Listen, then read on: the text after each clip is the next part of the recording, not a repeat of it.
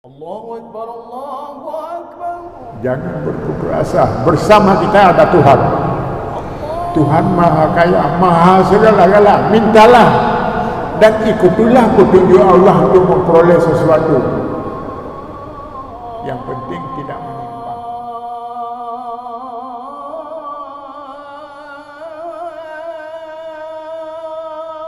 Assalamualaikum warahmatullahi wabarakatuh. Alhamdulillahilladzi nahmaduhu wa nasta'inuhu wa nastaghfiruh. Na'udzu billahi min syururi anfusina wa min sayyiati a'malina. May yahdihillahu fala mudilla lahu wa may yudlil fala hadiya lahu. Allahumma shalli wa sallim ala sayyidina Muhammad wa ala alihi wa sahbihi wa man walah. Jamaah salat maghrib yang dirahmati Allah. Pada malam hari ini kita lanjutkan pengajian yang telah lanjutkan dari apa yang telah disampaikan pada malam Rabu yang lalu. Pada malam Rabu yang lalu telah kita terangkan tentang tantangan-tantangan hidup, lebih-lebih pada zaman sekarang ini. Zaman sekarang ini permasalahan cukup banyak, baik berhubungan dengan ekonomi, masyarakat sedang ditimpa berbagai kekurangan dan sebagainya. Demikian pula dalam masalah hidup bermasyarakat, saudara-saudara kita masih beragam dalam menyikapi perkembangan, terutama berhubungan dengan tugas-tugas yang sedang dihadapi sekarang ini, baik yang berhubungan dengan pemilu dan lain-lainnya. Mudah-mudahan kita semua dalam keadaan tenang dan selalu menyikapi dengan baik dan benar. Mudah-mudahan apa yang akan kita rasakan dalam hidup ini bermanfaat, bahkan pada gilirannya harus menjadi bekal pada hari kiamat. Kemarin kita sudah sedikit menerangkan tentang hakikat hidup ini. Hanya pada malam hari ini kita lanjutkan dalam menyikapi hidup ini. Di antaranya ada sesuatu yang sudah pasti dan sudah diyakini dan akan dirasakan oleh semua orang, baik yang memberi ceramah, baik masyarakat secara umumnya, bahwa kita ini semuanya akan berakhir, atau dengan istilah tepatnya akan mati. Jadi ada istilah dulunya rekan-rekan membuat istilah mati itu, manusia itu sebenarnya calon mati. Jadi kalau calon mati disingkatkan calon camat. Calon mati. Jadi artinya ini bukan masalah menyinggung camat, tapi istilah mati, setiap orang pasti mati. Beda dengan calon sekarang ini. Memang banyak calon, tapi belum tentu akan berhasil apa yang dicalonkan. Tapi kalau mati ini sudah pasti. Inilah yang disebut dalam ayat kullu nafsin za'iqatul maut. Setiap yang bernyawa akan merasai mati. Maka inilah perlu malam ini ditegaskan, apa makna kullu nafsin za'iqatul maut. Maka ada orang yang berpendapat, bahkan ulama, hakikatnya manusia tidak mati. Kita ini tidak mati, hanya berpindah tempat dalam kehidupan pada negeri yang kedua. Maka itulah dalam ayatnya za'iqah. Za'iqah isim fa'il bermakna merasai mati. Dengan demikian apa kesimpulannya? Manusia tidak mati, hanya merasai mati. Kalau tidak mati sudah berakhir. Sudah berakhir, tidak pernah dibangkitkan lagi karena sudah dikuburkan, sudah menjadi tanah. Jadi rupanya merasai. Karena nyawanya sudah diambil, maka tubuhnya mati. Jadi dengan demikian, satu hal dari segi positifnya, betapa untungnya umat Islam. Umat Islam itu mereka tidak pernah berakhir. Kenapa tidak pernah berakhir? Akan dihidupkan kembali.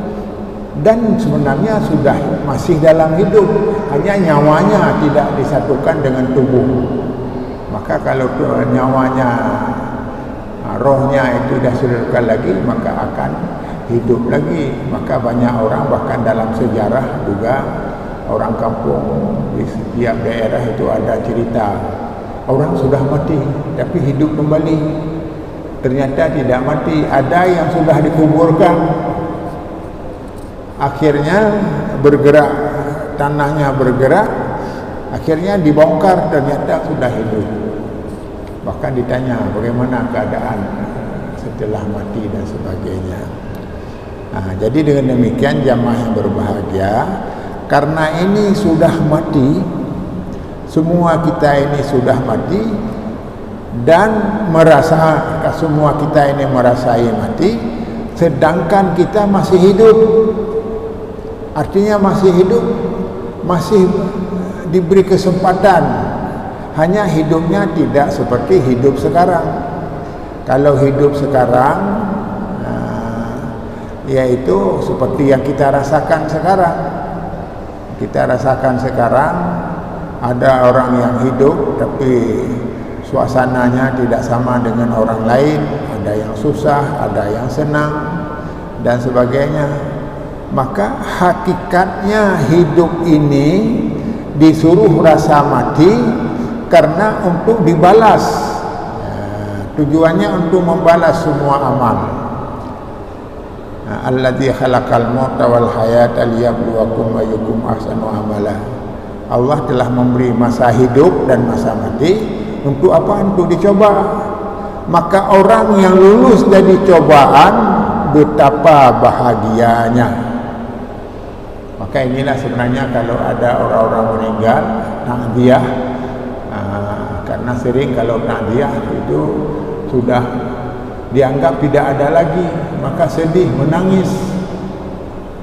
Dan sebenarnya bahkan ada yang dulunya orang pohdro bermacam-macam pelampian daripada kematian seseorang. Inilah sebenarnya kita berpindah dari negeri amal. Ini negeri ini masa-masa beramal. Masa beramal, dunia mazra'atul lil akhirah. Dunia ini tempat bercocok tanam untuk negeri akhirat. Karena banyak yang kita tanami, maka akan kita petik hasilnya. Jadi dengan demikian, orang yang benar-benar memahami makna daripada kematian sebenarnya adalah sesuatu kebaikan, bukan kesusahan. Kenapa kebaikan? Karena orang itu akan menerima balasan dari Allah. May ya'mal misqala dzarratin khairan yarah wa may ya'mal misqala dzarratin syarran yarah. Orang yang beramal baik maka akan dibalas kebaikannya, maka orang yang beramal jahat juga akan merasakan akibatnya. Jadi dengan demikian, manusia tidak perlu berputus asa. Hari ini kita miskin, hari ini kita susah. Yang penting kita berada pada apa yang dijanjikan Allah, apa yang diperintahkan Allah. Jadi dengan demikian kita menunggu saja, menunggu saja apa yang akan diberikan oleh Allah. Mati pun tidak ada masalahnya. Jadi inilah kalau di negeri Arab sekarang, di Palestina, Ini ada orang Israel sebenarnya sudah ada satu kesimpulan bahwa kita sebenarnya sudah kalah karena orang Islam itu orang Islam bersama Tuhan. Itu dikatakan bersama Tuhan. Kenapa? Karena dia bersama Tuhan, tidak pernah takut berperang. Karena mati memang ditunggu. Bahkan ada orang yang datang hanya mencari mati, bukan mencari mati bunuh diri, tetapi mencari mati adalah mencari syuhada dalam rangka membela, mempertahankan agamanya. Jadi dengan demikian jamaah yang berbahagia, satu, bahwa orang mati pada hakikatnya ada segi positif, ada segi negatif. Positifnya adalah orang itu sedang menunggu balasan yang lebih dahsyat. Dahsyatnya apa? Kalau di dalam hidup ini hanya berapa tahun, tapi kalau dimasukkan dalam syurga, khalidina fiha, selama-lamanya dalam syurga. Kalau selama-lamanya apa arti? Tidak ada batas. Kalau kemarin kita menerangkan manusia ini ada batas, tapi hidup ini tidak ada batas. Kalau tidak ada batas, kesenangan selama-lamanya. Inilah makna jarul jasad. Dengan demikian jamaah berbahagia, orang yang sadar hakikat ini maka tidak pernah bosan. Tidak pernah bosan dalam mengamalkan tugas agamanya. Kemudian pertanyaan yang kedua ini adalah kondisi umat sekarang di mana-mana masalah mati diyakini, tapi dalam prakteknya seperti tidak peduli. Mati kakeh memang khawatir, nyen mati khawatir nyen menghukumkan masyarakat, tapi tidak memahami apa persiapannya. Bahkan barangkali ada orang yang diganggu. Apa diganggu? Penenaman ke urut kiamatnya. Hudib dalam dunia. In hiya illa mautanul ula wa ma nahnu bimunsyarin. Bahwa hidup ini adalah hidup yang pertama, dan kita mati juga sudah mati, sudah selesai. Alamlah yang mematikan kita. Alam untuk jatah kita sudah berakhir. Wa ma nahnu masrukin, dan tidak bimusarin, dan tidak ada orang itu dibangkitkan kembali. Jadi tidak dibangkit. Inilah pemahaman sekarang yang sudah dikembangkan. Bahkan banyak tokoh-tokoh Islam, orang Islam mempertanyakan apakah benar. Bahkan ini ada dalam YouTube kita baca tanya jawab itu tentang ini, apakah benar akan dihidupkan kembali, akan dibangkitkan kembali sedangkan orang sudah jadi tanah. Maka inilah sebenarnya jawaban ini adalah sebenarnya kita harus yakin apa yang disampaikan itu harus beralasan, nas, ada nasnya. Maka hal ini sudah terjadi pada masa lalu, yaitu pada masa Nabi Ibrahim. Pada Nabi Ibrahim, beliau pertama untuk dirinya sendiri, apakah benar akan dihidupkan kembali? Kaifa tuhyil mauta, bagaimana dihidupkan kembali? Itu satu pertanyaan. Yang kedua, untuk memberi pengertian, memberi contoh dari jawaban Ibrahim yang beliau adalah bertanya kepada Allah. Maka Nabi Ibrahim bertanya, ini dalam surat Al-Baqarah, kaifa tuhyil mauta, bagaimana engkau menghidupkan orang mati? Qala Ibrahimu Rabbi arini kaifa tuhyil mauta, yaitu Nabi Ibrahim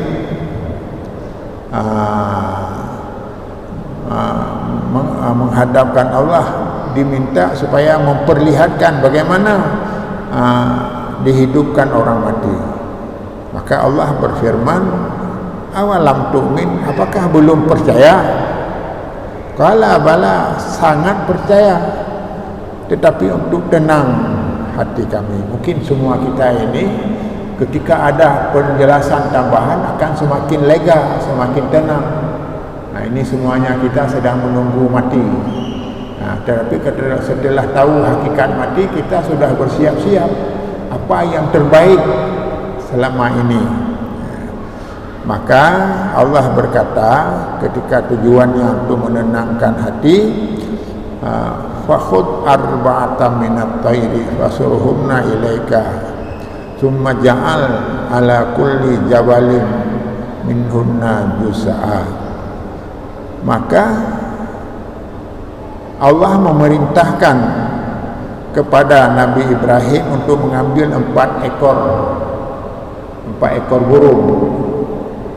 Jadi dulunya di pesantren saya ingat burung-burung ini karena dalam ayat tidak disebutkan, tapi tidak semuanya.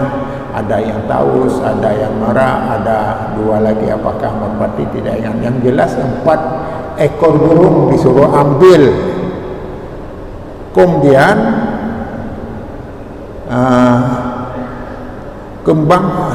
kemudian serahkan letakkan fasurhunna ilaika.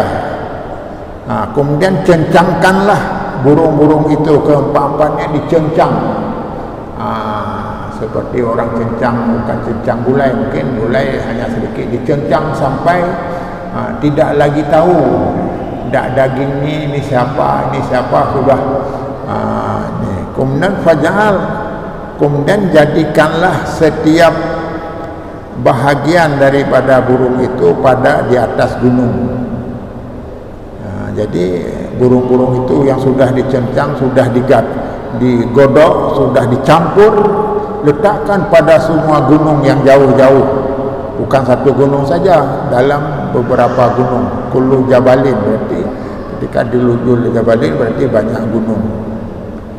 Summa da'uhunna, kemudian panggillah burung-burung tadi, yang merah, yang taus, misalnya contoh saja ya, merpati, ayam lah misalnya, terserah.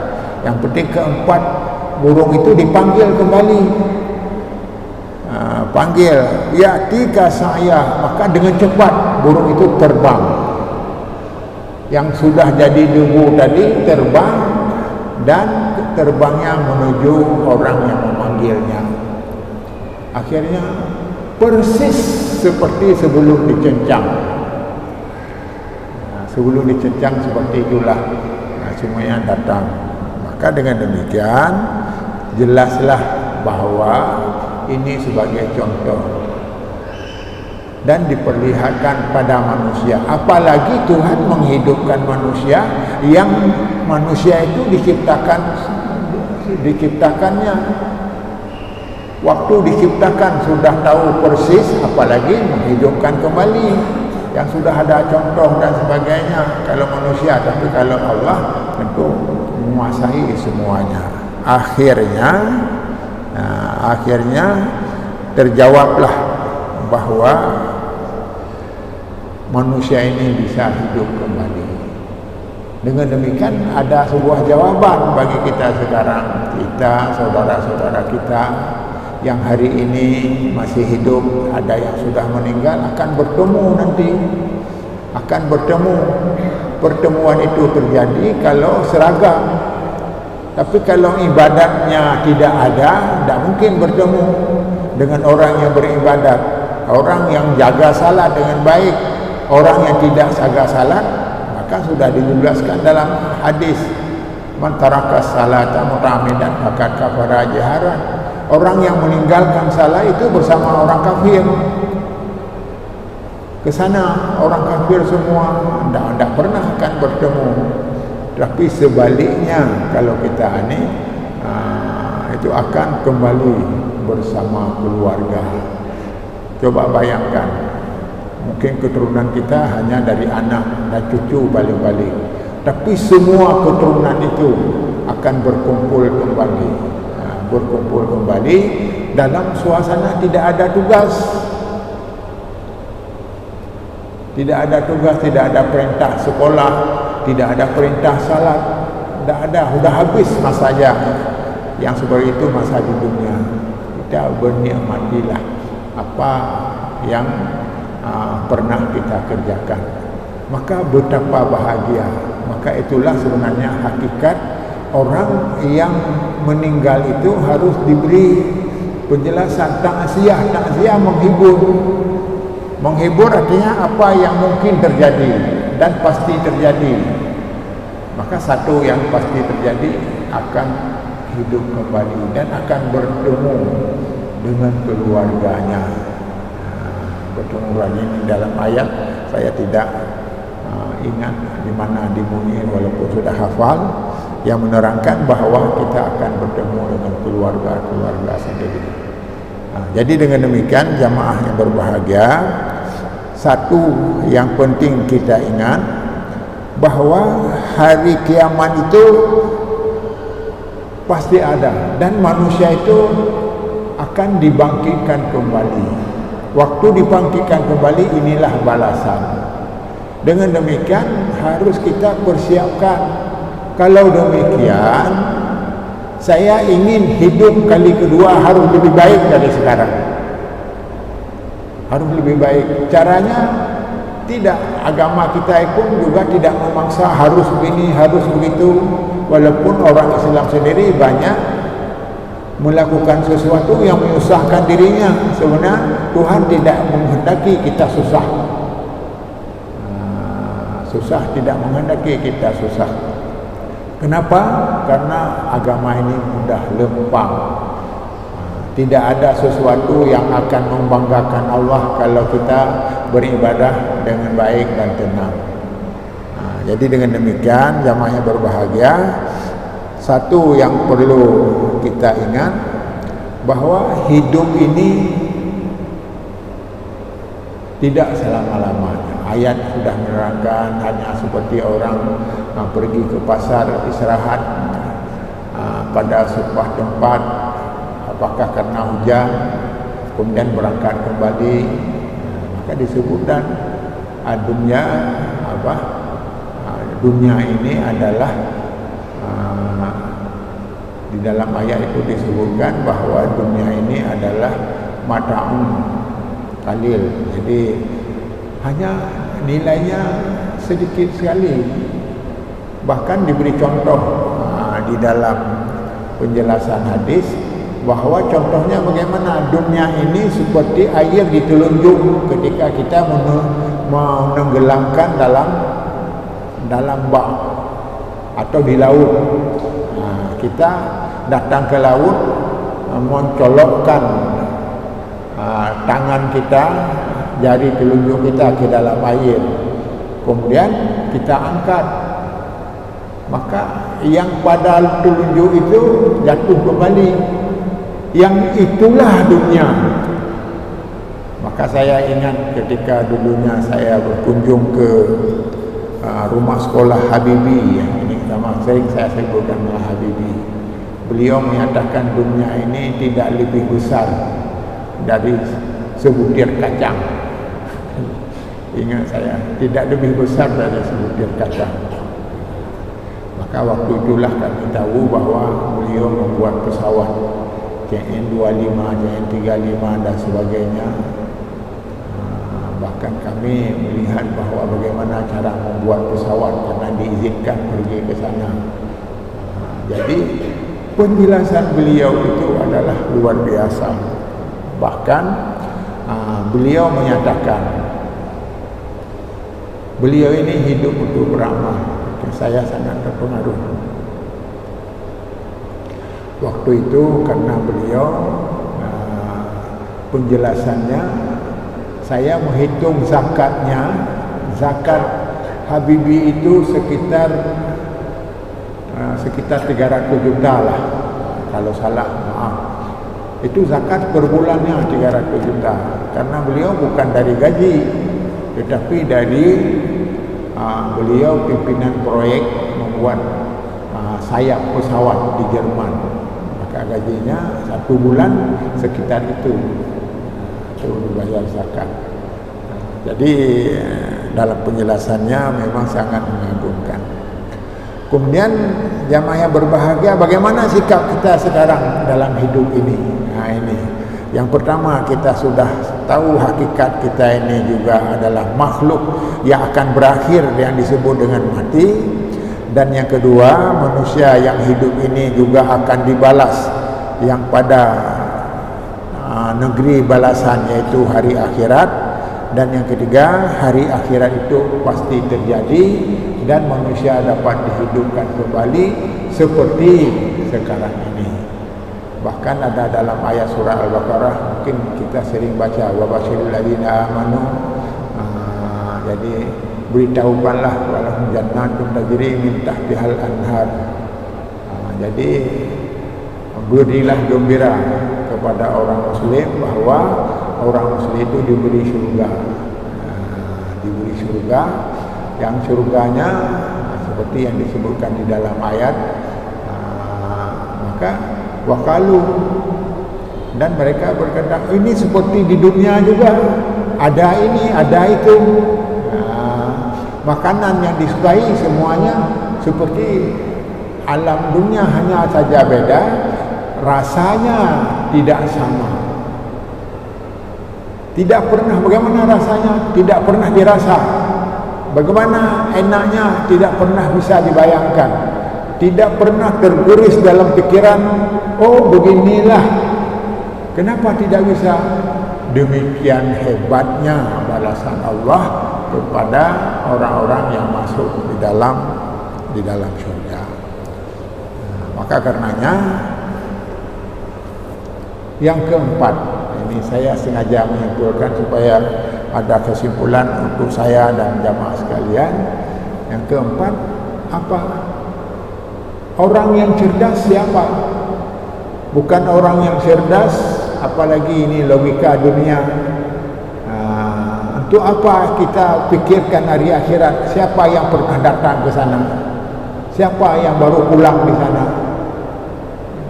Itu sesuatu ciri-ciri kebodohan. Tidak tahu hakikat daripada manusia itu yang diciptakan oleh Allah SWT. Jadi dengan demikian apa? Innal aqyasan nas zakiran lil mauti wa isti'dadan lahu. Maka manusia yang cerdas adalah ingat ia bahwa ia akan mati. Itu cerdas.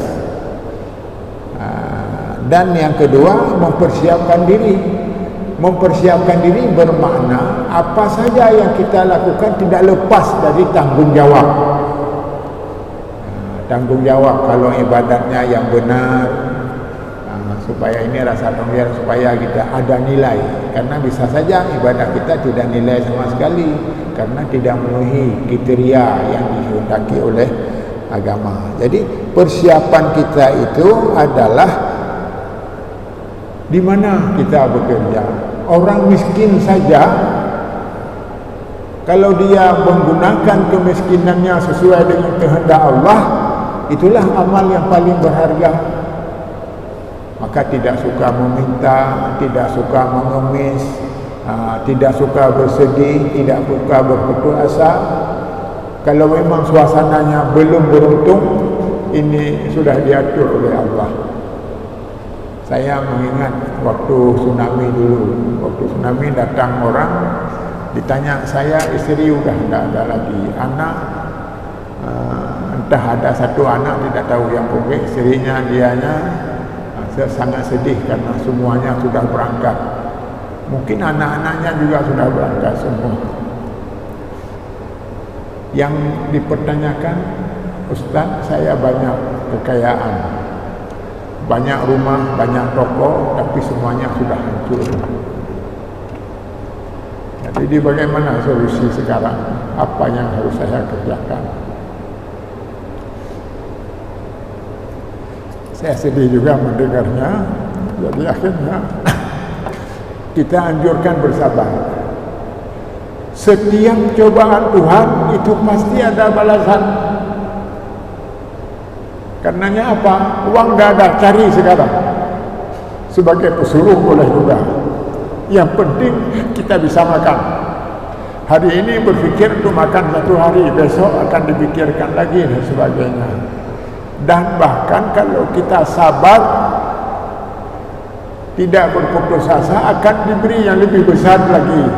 Karena di dalam hadis disebutkan bahwa kullu khairin khairun wa idza asarra fasarra wa huwa khairul lahu. Maka itu kebaikan yang akan diberikan kepadanya. Ternyata 2 tahun ke depan dia datang. Kenapa menangis? Dia berkata, saya sudah mengikuti perintah Ustaz, dan benar saya sudah makmur kembali. Yang sudah hilang muncul. Bahkan inilah juga pedoman kami sampaikan kepada anak-anak, termasuk anak murid. Ini kami ada beberapa tempat pendidikan, apalagi anak sendiri. Saya ingatkan, jangan berputus asa. Bersama kita ada Tuhan. Tuhan Maha Kaya, Maha segala-gala. Mintalah dan ikutilah petunjuk Allah untuk memperoleh sesuatu. Yang penting tidak menyimpang. Maka karenanya ternyata benar, banyak mereka sekarang berhasil. Bahkan dia menikmati kesusahan, untuk memperoleh kebaikan. Jamaah yang berbahagia, dengan kesimpulan ini bahwa pola hidup di dunia ini, beramallah, karena setiap balasan amal itu akan dibalas oleh Allah Subhanahu wa taala. Maka karenanya orang yang dalam hidup ini mencari kebahagiaan dunia, kesenangan dunia, juga Allah akan memberikan. Dalam ayat yang saya tidak sempat menulisnya, ini orang-orang yang ada cita-cita memperoleh dunia seperti sekarang ini, berlomba-lomba meraih kepentingan dunia. Bahkan ada yang berbenturan satu dengan lain, bermacam-macam kondisi sekarang sesuai dengan kepentingan yang berbeda-beda. Maka semua yang berbeda-beda itu pasti ada balasan dari Allah Subhanahu wa taala. Nah, jadi dengan demikian hidup kita jangan hanya kepentingan di dunia semata. Kalau kepentingan di dunia semata, apalagi kesempatan menikmati yang sudah dihadapi, dirasakan, di akhirat tidak ada apa-apa. Untuk hari 40 tahun, 50 tahun di dunia, kita mengejar sebanyak-banyaknya. Tetapi untuk 1.000.000 tahun lebih di akhirat, tidak pernah kita ingat. Maka inilah yang sebenarnya disebut di dalam ayat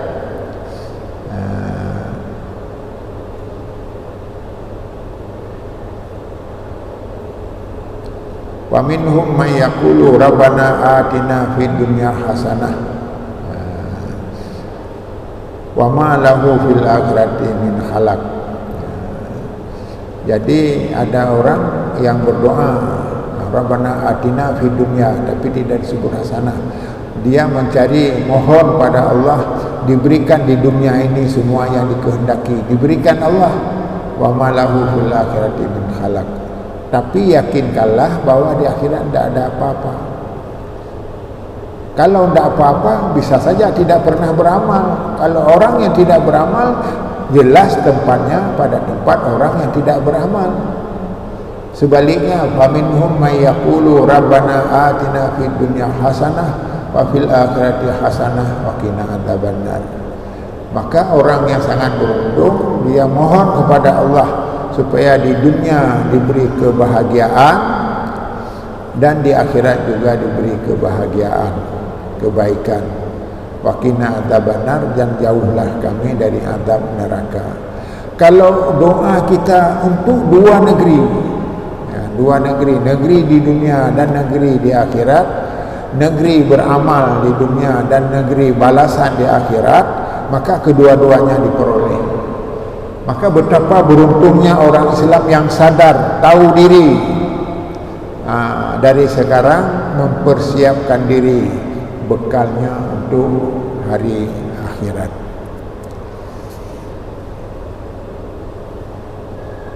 Jamaah yang berbahagia, maka apa yang pernah diingatkan dalam setiap bahkan hari Jumat itu ada rukun-rukun khutbah, di antaranya adalah takwa. Kita diperintahkan untuk bertakwa, untuk menjaga hidup ini adalah telah diberikan oleh Allah untuk bisa beramal. Wallahu akhrajakum min butuni ummahatikum la ta'lamuna syai'a wa ja'alna sam'a wal absara wal afidah la'allakum tashkurun. Jadi kita di dalam hidup ini tentu sudah ada yang akan dikerjakan, dan semua yang dikerjakan itu akan mendapat tempat yang layak di sisi Allah Subhanahu wa taala. Wa may yattaqillaha yaj'al lahu makhraja. Orang yang bertakwa kepada Allah, maka orang itu tidak pernah susah. Ada saja jalan keluarnya. Jalan keluarnya. Kemudian yang kedua, wa yarzuquhu min haitsu la yahtasib, dan diberi rezeki yang tidak diduga-duga. Intinya bahwa orang taat, orang bertakwa selalu akan senang. Kalau tidak senang, hanya cobaan itu diberi pahala. Itu kesimpulan. Jadi dengan demikian, jamaah yang berbahagia, dalam kesempatan ini menyadarkan saya dan semua, kita tidak perlu sedih dengan hidup-hidupnya ini dengan bermacam rupa. Bahkan apalagi dalam suasana yang banyak tantangan dengan berbagai-bagai situasi di lapangan. Jadi semuanya tawakallah kepada Allah, bersabar. Hanya saja kita harus selalu berpijak menurut ketentuan yang telah diberikan oleh Allah Subhanahu wa taala. Maka di dalam hadis disebutkan khamsatu khisalin biha tamamul ilm. Ada 5 hal yang kalau kita, ini bukan hadis ini hanya kesimpulan dari para ulama yang menyimpulkan setelah dikaji. Kesemuanya berdasarkan hadis, tapi sudah dipilah-pilah, dari hadis ini isinya ini, dari hadis ini isinya ini. Di antaranya, ilmu kita itu sekarang harus benar-benar sempurna, benar-benar benar, benar-benar baik. Bukan sekedar ada ilmu, apalagi ada ijazah orang yang berilmu, apalagi ada gelar, apakah disebutkan macam-macam. Apakah kalau di pesantren mungkin istilah pesantren, di perguruan tinggi istilah perguruan tinggi. Jadi yang lebih penting apa saja yang kita lakukan, jangan lupa prinsip dasar ma'rifatullah, mengenal Allah. Jadi harus memahami mengenal Allah. Siapa Allah itu? Yang menciptakan kita, yang memerintahkan kita untuk beribadah kepadanya. Maka itu harus tahu. Dengan tahu kepada Allah, maka tidak pernah goyang. Karena orang sekarang ini banyak yang goyang, banyak yang bimbang, bahkan banyak yang menyimpang karena prinsip ini. Dianggap tidak masanya lagi kita berpegang pada nilai-nilai agama, nilai kehendak Allah. Mana ada Allah yang mempedulikan kita. Maka dalam kesempatan dunia raih sajalah apa yang mungkin. Maka yang kedua disebut ma'rifatul haq. Kita harus memahami mana yang benar di dalam kehidupan kita sehari-hari. Jadi dengan demikian, tugas sekarang dalam mempersiapkan diri, memperbanyak amal untuk bisa kita nikmati pada hari kiamat adalah untuk berpijak kepada kebenaran. Kalau benar, memang kita harus teguh, berani karena benar, ya. berani karena benar dan sebagainya. Jadi karena ini sudah waktunya, kita ada 4 lagi ini, 3 lagi yang belum disampaikan. 3 lagi, yaitu yang sudah mengenalkan Allah, yaitu sadar kepada nilai-nilai agama. Yang kedua, mengenal kebenaran. Kita tidak termudah goyang, terpengaruh dengan hal-hal yang tidak menguntungkan. Bagaimana petunjuk? Itulah ikuti petunjuk yang benar. Karena itulah yang disebut ilmu kita ini sudah mantap. Wabillahi taufiq wal hidayah. Wassalamualaikum warahmatullahi wabarakatuh. وصل وسلم على سيدنا محمد في النبيين وصل وسلم على سيدنا محمد في المرسلين وصل وسلم على سيدنا محمد في الملأ الأعلى إلى يوم الدين وصل وسلم على سيدنا محمد وعلى آله وصحبه أجمعين. ولقد أشروا لنعت من أوصافه تحيي القلوب تهيج الأشجانا والله قد أثنى عليه فما يساوي القول منا أو يكون ثنانا لكن حبه في السرائر قد دعا لمديح صفوة ربنا وحدانا وإذ امتزجنا بالمودة ها هنا نرفع أيدي فخرنا ورجانا للواحد الأحد العلي إلهنا متوسلين بمن إليه دعانا مختاره وحبيبه